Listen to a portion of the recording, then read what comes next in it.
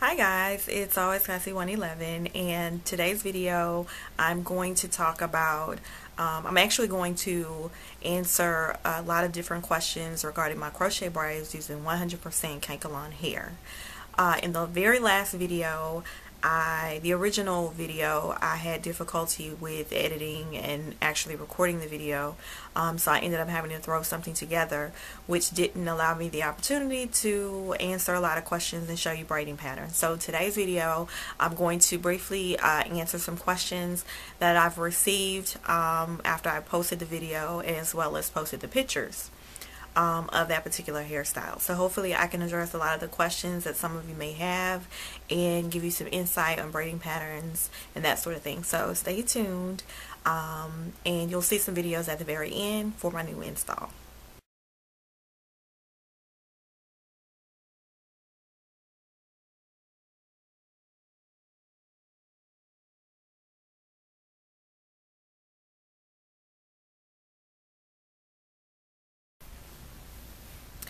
Okay guys, the question that I've been asked the most is the braiding pattern. There's a lot of different braiding patterns that you can wear, just depending on the particular hairstyle or hairstyles that you plan to wear after you do your install. The initial video that I had before, I did a very simple braiding pattern, which was braiding my hair going straight back. It allowed me versatility where I could wear it up in a bun or ponytail. I could wear a middle part, side part, and I really didn't have any issues. And then of course it was really thick, so that is probably going to be the easiest braiding pattern that you can do, especially if you're not an experienced braider. Braiding your hair going straight back is probably going to be the easiest braiding pattern that you can do whenever you're installing your crochet braids. However, if you are if you have a little bit of experience in braiding, or you're an experienced braider, you can of course try different braiding techniques. You can use some of the same techniques that are even used when you are going to do a sew-in. For example, this particular braiding pattern that I have today is a little bit different than the first, and that's because I have a couple of different ideas of hairstyles that I really want to try. And so what I ended up doing was making my braids in the very front a little bit smaller, and not too small, but a little bit smaller, and then I added a bridge braid, and I made that name up. But a bridge braid, basically, it's wintertime and it's windy, so I'm not quite sure how generous I'm going to be with the hair as far as the install is concerned, not really knowing how much hair I'm going to put in. So I don't want to I'm walking in the wind is blowing, and my hair splits in the back, and you can see my part in the back. So I didn't want that to happen. So to give me that added protection of hair, I created a bridge braid, and that will just give me some added protection of hair here in the back. What I also did was this particular braid here on the very end. For you ladies who have shorter hair, TWAs, for you ladies who have TWAs, you can add braiding hair. I added braiding hair to this particular braid because once I braided these little bitty braids, I had little bitty afro puffs here. So this particular braid, when I added braiding hair, it just allowed me to make this particular bridge hair flatter and smaller, and I braided it going straight across. Okay, now I also added braiding hair to this braid and this braid, and that allowed me to connect my hair at the very bottom as well, and then I braided that to the end, and then I pulled the braid up, and then I crocheted in there. And that's a tip for you ladies who have shorter hair. You can add braiding hair to your ending braids so that you can connect it to your hair. So this will allow you to wear your hair up as well. Now, as far as any other braiding patterns, you can do a braiding pattern to the side. Now, just remember, whatever braiding pattern that you choose, it may limit you to the styles that you can wear, depending on what type of hair that you use. So I would kind of do my research and figure out what styles you plan to wear before you actually do your braiding pattern, because that's kind of going to set the foundation as to how you're going to be able to wear your hair. Another question that I've been asked is the amount of hair to use. Again, 100% Tangling hair can be thick depending on what brand that you purchase. So it's kind of up to you. When you buy the hair is long, so you're going to end up cutting it anyway, unless you want really, really long hair. You're going to end up cutting it. You can cut it more than once. You can actually cut it and then take it if you want a shorter style and then cut it again, which is what I did in a previous video. And you can definitely check out that video where I kind of did a bob, and I kind of show you how you can cut the hair 3 times to get that layered look. I would suggest putting smaller pieces around the top part and around your perimeter of your hair, especially in the back as well. I would use smaller pieces, and I would put them a little bit closer together so that when you do wear your hair up, it looks a little bit neater. You don't want to look that bunched up look, you know, kind of bulky. You don't want that. So use smaller pieces, and you do want to put them close together. As far as and I'm reading you guys some of the questions I got so that I won't forget. Oh, if you cannot braid. I have gotten a lot of people saying, I can't braid, but I really, really want to wear crochet braids. If you know how to flat twist is another way to do your hair, except you're going to need, the way that you're going to have to secure it, you're either going to need duck clips or you're going to need rubber bands.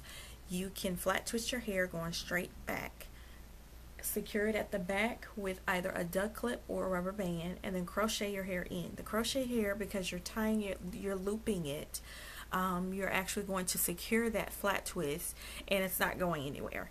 Now, will you be limited to the amount of hairstyles that you can wear with flat twist? More than likely, yes. I have not tried it, so I can't really say how far you can go or what you can do.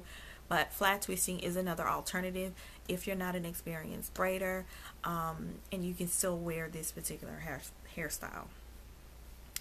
Blow drying the hair, flat ironing the hair. I did address that before, but make sure that if it's on high heat, you don't leave it on there too long, because you can still burn the hair even though it does take heat.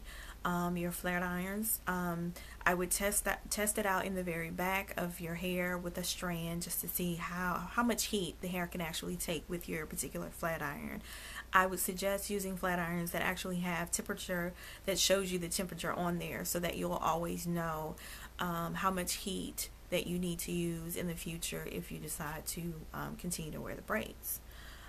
Tangling and shedding, the hair does shed. I mean, that's Tangling hair, it's gonna shed. Tangling, I didn't, it wasn't overwhelming, just because I flat ironed and I blow dried it a couple of different times, so it made it a little bit more manageable. Did it add to the shedding? Possibly, but it wasn't totally unbearable. But you will find hair after in your brush. I mean, you may find it on the bathroom floor. That's just what it is, because it's braiding hair. So hopefully those are the majority of the questions that I received in regards to braiding patterns, blow drying, styling the hair. You can use rods, you can use and dip it in hot water. You can do braid, I showed you the braid outs, dip that in hot water as well. After you do those styles, you can still go back through and flat iron and blow dry the hair straight, and you should still be fine. I would suggest that if you plan to wear these crochet braids for longer than 3 to 4 weeks, that you do make your braids smaller, because smaller braids require smaller, the way that you install the hair, smaller pieces. And then if you kind of want to clean it up a little bit, it's easy to just kind of take some out and then add some in if your braids are a little bit smaller. So if you do plan to wear for an extended period of time, I would suggest braiding your hair probably this size. I don't know, I guess that would be considered small braids, but I can't braid my hair thick because my TWA is still growing, so my braids are going to be small. This is a new braiding pattern, of course, that you can try. Again, These are smaller here. I created a bridge braid, and then the rest of the braids are going straight back. I will show also, I don't know what happened to my my ombre, my reverse ombre braiding video. The pictures that I had at the very end, for whatever reason, are not there. So what you'll see at the very end of this video, after I've shown you my new install, I'm going to add a couple of those pictures so that a couple of you guys have asked me some questions regarding that hairstyle as well. The install is no different because you're still using Tangling hair, or you're using some type of braiding hair. However, depending on the brand of hair that you use, some brands will tangle more than others. So I would just, you're probably going to become brand sensitive just like myself, but be patient until you find the brand that suits you. This time around I'm using a brand that I've never used before, which is called Braid Now, and some of you may have used it before. I haven't. So this is Braid Now. This is the number 2, and I'm going to install this today. And we're going to see what this hair looks like. It is 100% Tangling hair. So yeah, we're going to see what this hair does for me. So if I've addressed, hopefully I've addressed all of the questions that you guys have had. And if I haven't, hit me up again on Instagram, as well as comment below and let me know if there's any other questions that you may have that I can address. I'm also going to show you a couple of clips on how I install this hair, so stay tuned.